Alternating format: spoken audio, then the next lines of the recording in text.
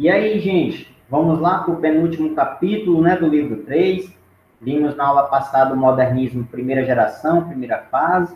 Hoje a gente vai ver o modernismo segunda geração, segunda fase. Você viu que na aula anterior o modernismo da primeira fase vai de 1922 até 1930. E agora a gente vai entrar aqui no modernismo da segunda geração, que vai de 30 a 45, tá bom? Beleza? Aqui acontece outro cenário, né? Outro contexto histórico, a questão da era Vargas, né? A questão do voto feminino, a questão da Segunda Guerra Mundial, tá bom? O que mais? A criação da CLT, a criação da Petrobras. CLT, para quem não sabe, é consolidação das leis trabalhistas, tá bom? Inclusive está em pauta aí para mudança, né? No governo aí.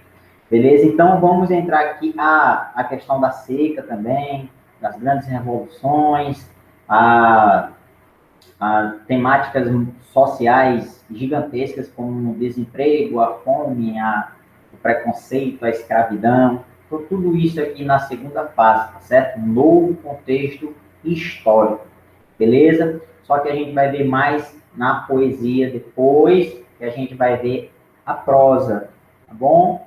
Beleza? Na poesia, gente, temos aqui uma poesia bem mais social. O que é uma poesia social?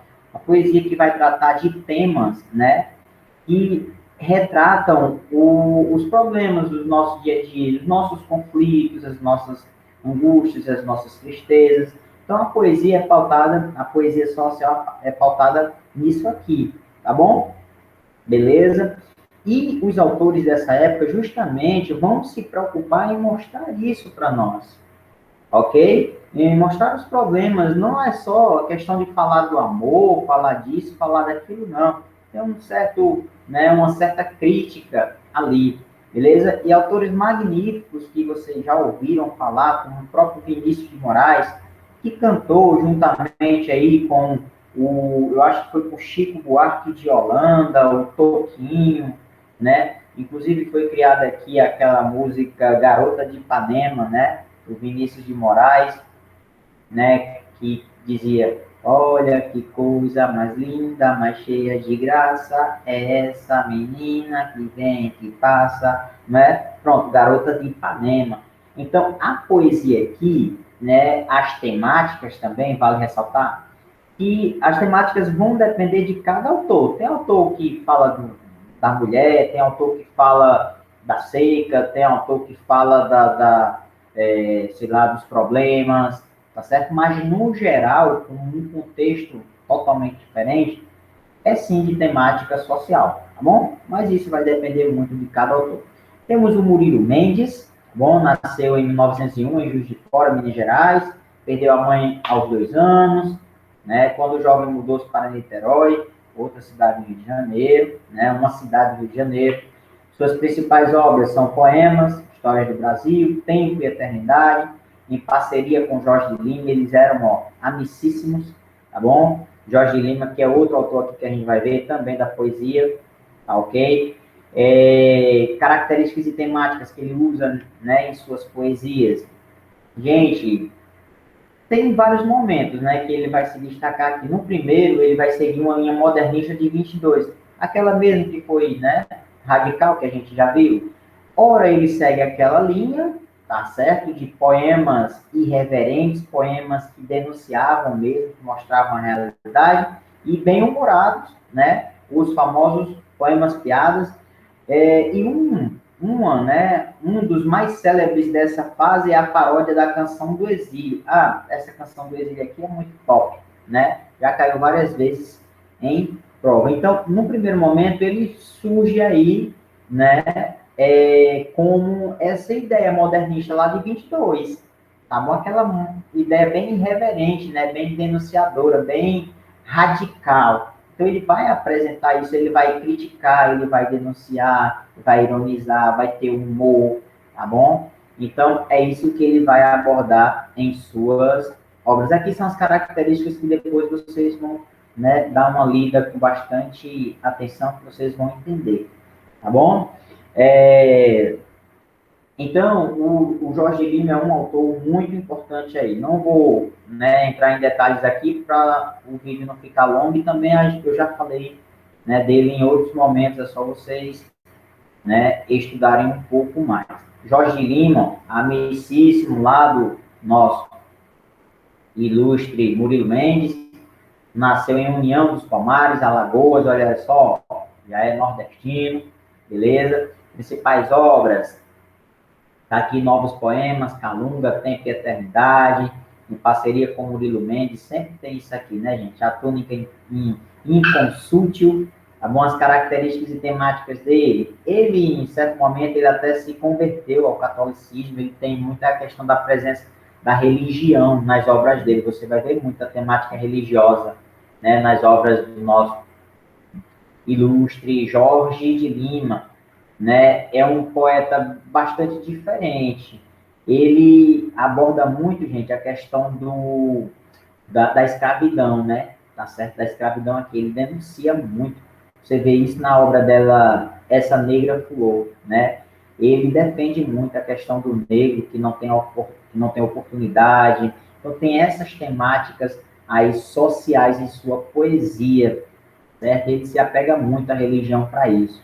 Outra autora que é bastante importante aqui, sem sombra de dúvida, é a nossa Cecília Meirelles, a diva, né, gente? A mulher é fantástica, né?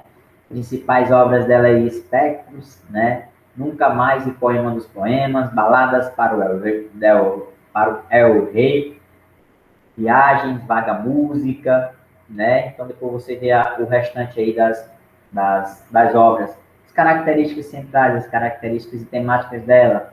Ela participou nas primeiras décadas do século XX do grupo neossimbolista Festa, né? Devido a isso, manteve em sua poesia uma forte influência da lírica tradicional. Aqui, gente, o poema dela vai ser muito intimista, vai ter uma singularidade especial, tá certo? Ela usa uma linguagem diferente, ela é uma mulher muito diferente, ela usa uma linguagem muito linda, muito formal, inclusive, tá certo? Tem a questão da musicalidade em seus textos, aborda temáticas também intimistas, temáticas que mexem com, né, o ego, né, do ser humano. A linguagem dela mantém fortes laços com a poesia tradicional, certo? Então, ela usa uma linguagem bastante rebuscada, inclusive podendo ser considerada até a nossa escola parnasiana, né? Temos também outro poeta aqui, o Mário Quintana, nasceu em Alegrete, Rio Grande do Sul. Tá bom? Esse cara aqui, ele fala muito de tristeza, né? De melancolia. Um cara que nunca casou, nunca teve filho, né? Morou sozinho, foi despejado porque não tinha dinheiro para pagar o aluguel, tá certo? A história dele é bem bacana. Mário Quintana, é só vocês lerem aí. Aqui são as características e temas, né, que ele classifica aí em seus textos, beleza? Quem podemos falar? Ah, o Carlos Drummond. Carlos Drummond, de todos aqui, o Carlos Drummond é o principal, o que mais, né, é o carro-chefe aqui de prova de concurso. Carlos Drummond tem uma singularidade muito mais que especial, muito mais que os outros. O cara escreve sobre tudo, sobre família, sobre política, sobre amor, sobre tudo, tudo.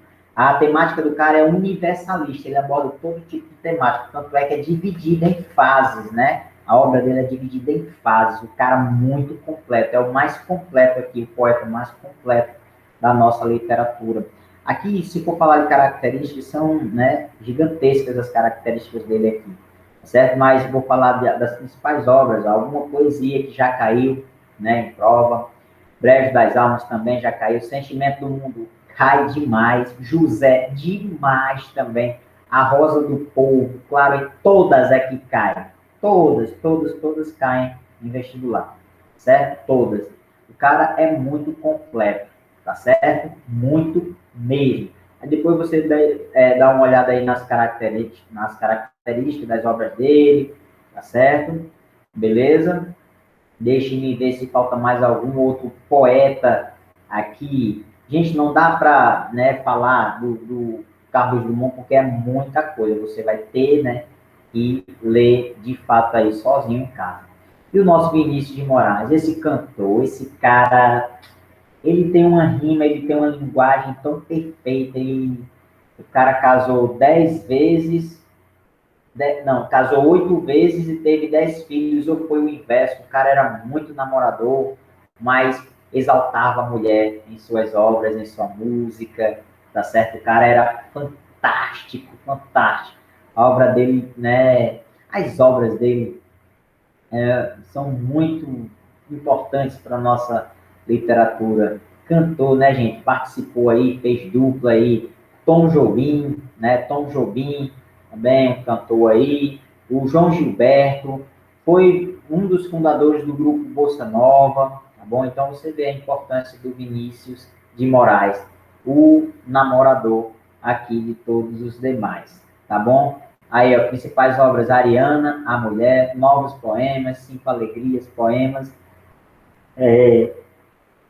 perdão, sonetos e baladas, enfim, né? Você vai ver que a temática feminista aqui, né?